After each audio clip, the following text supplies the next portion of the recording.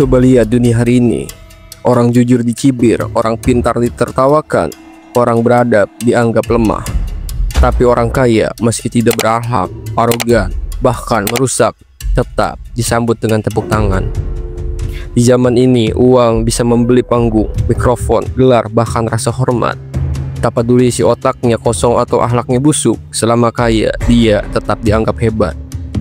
Sebaliknya, orang yang menghabiskan hidupnya untuk menulis, meneliti, mengajar, membela kebenaran, dihargai seadanya, dipanggil idealis yang tak tahu dunia. Padahal merekalah yang menopang peradaban dari kehancuran.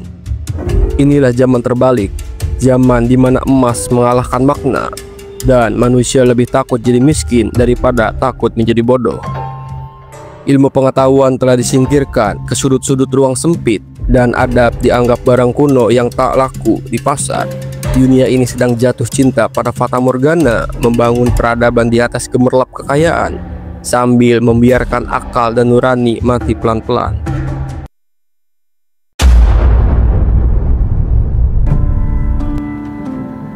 Kita menyebut orang sukses hanya karena ia kaya.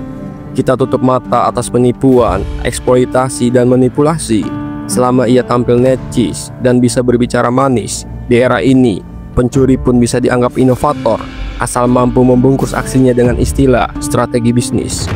Orang kaya bisa mempermalukan orang miskin di depan umum, dan ia tetap dipuji. Sementara seorang guru yang membentuk karakter anak bangsa harus hidup pas-pasan, bahkan sering dihina karena tak menghasilkan uang. Seolah-olah nilai manusia hanya sebesar saldo rekeningnya saja. Ini bukan sekadar ketimpangan, ini kezaliman struktural yang dibungkus glamor.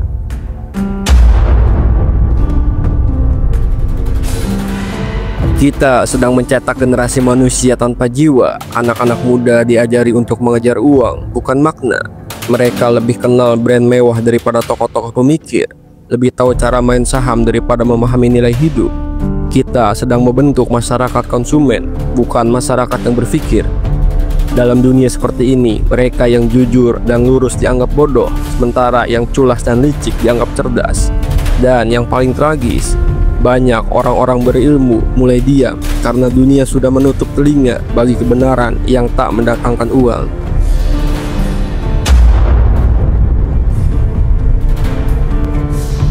Jika dunia sedang gila, maka waras adalah tindakan revolusioner. Mempertahankan adab dan ilmu adalah bentuk perlawanan paling mulia. Kita tak bisa berharap perubahan dari sistem yang sudah rusak dari dalam, tapi kita bisa menolak untuk tunduk. Kita bisa memilih untuk kembali menghormati orang-orang yang memelihara ilmu, membela kebenaran, dan menjaga akhlak. Kita bisa memilih untuk membangun peradaban yang tidak menyembah kekayaan, tapi menempatkan di tempat yang layak sebagai alat, bukan sebagai Tuhan. Karena jika tidak, kita bukan sedang hidup, kita sedang menjual hidup.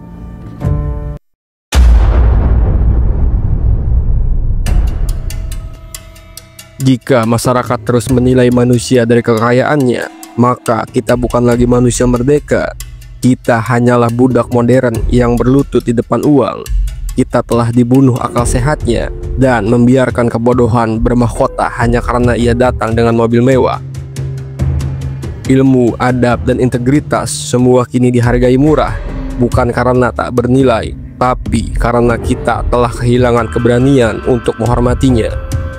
Ini bukan sekedar kesalahan sosial, ini adalah pembusukan peradaban dari dalam.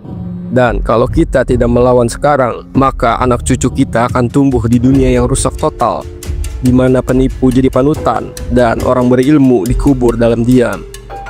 Kita hanya punya dua pilihan, bangkit dan menata ulang nilai-nilai hidup kita, atau diam dan menyaksikan dunia tenggelam dalam lumpur emas yang penuh kebusukan. Like, komen, dan subscribe channel ini untuk kehidupan yang lebih waras selanjutnya.